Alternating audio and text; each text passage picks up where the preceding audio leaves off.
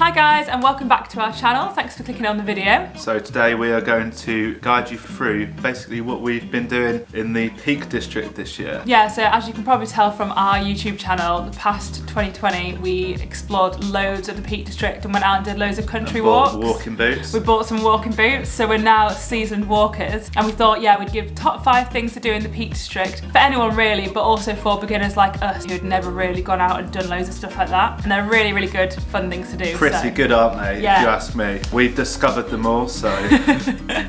But yeah, if you're new to our channel, then I'm Abby and this is Gaz, and we do adventure videos weekly, so make sure you hit the subscribe button and give us a thumbs up if you like our videos. But let's get into the top things to do in the Peak District.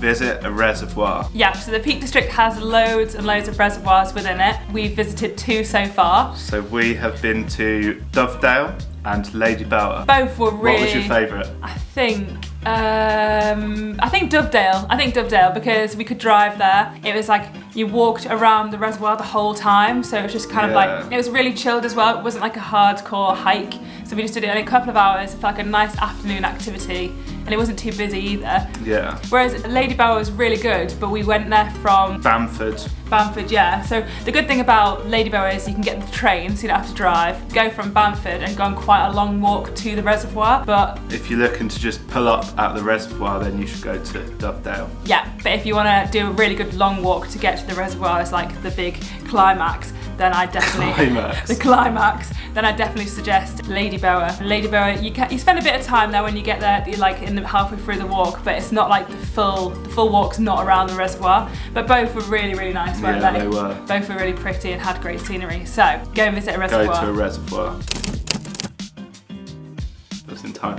Is to go to a town, funny enough. We went to Buxton, didn't we? Yeah, it was. I think that was probably one of our favourite days in the whole of 2020, to be fair, wasn't it? Yeah, so we got up early, booked tickets to... so early, wasn't it? Like, wasn't our train was at 7 o'clock. Because we could only get tickets at like 9 o'clock for the cave. So you should go to Paul's Cavern. And then there's also a walk as well up to Solomon's Temple. And just in general, the whole day, even though we got up dead early, it felt like we had such a nice day there. So like Gaz said, we went and looked around the cave. That was really fun, like a different kind of activity to do in the Peak District as well. And then we walked up to Solomon's Temple, which is also a really nice... It's like a half-an-hour walk from the cave, isn't it? Which was good. Yeah, chilled, and it had like really nice scenery when you were up there as well, which is cool. And then we went down and explored the little town as well, which had like cute little shops, didn't it? And we went for such a nice lunch. What was it called? 53 degrees north, and it was like a little country pub, wasn't it? With like fire, and we had that wine and beer, and I don't know, just the whole package of that day was so lovely. So definitely Buxton, but there's also loads of other towns that you can explore, such as Edale, Castleton, Bakewell. I'd love to go to Bakewell, we haven't done that yet. Get some cherry Bakewells. Yeah. So there's loads of towns, but obviously because we did this all in 2020, a lot of the stuff was shut, so we haven't explored as much as we want to, but that's something we'll definitely be doing in 2021, so we'll keep you updated on the channel.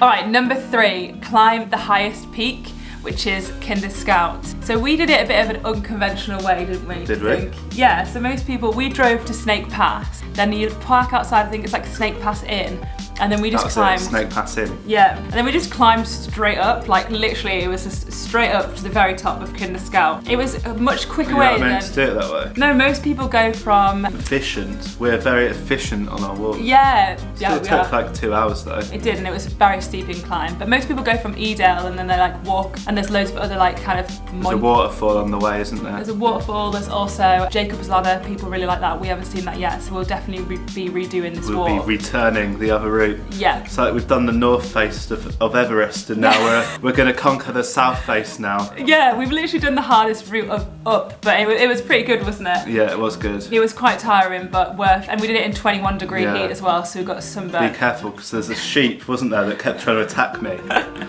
Yeah, it was quite quiet as well though, it wasn't very many people, but that was definitely... Probably because we went the wrong way then. no one goes that way. I didn't even know that.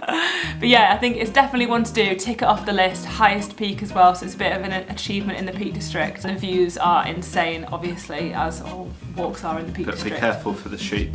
Watch the sheep. Okay, so number 4. That was good, wasn't it?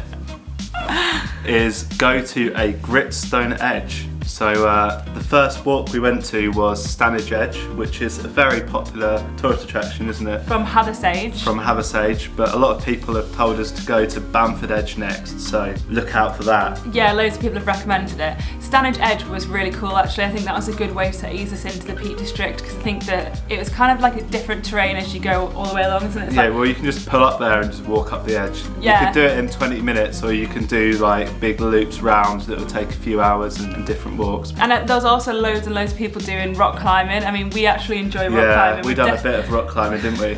Not quite, but we saw people doing it like professionally, and we actually really enjoy rock climbing, don't we? But we're not skilled enough to ever do it alone. I am. So go on then, get Gaz to do it next time we go. I'm doing it, I'm going straight up. But if we can in 2021, that would be really cool, wouldn't it? To maybe see if we can do like a lesson on the Stanage Edge. But that's something you can do there as well. So it's definitely one to look out for. Yeah. One to check out.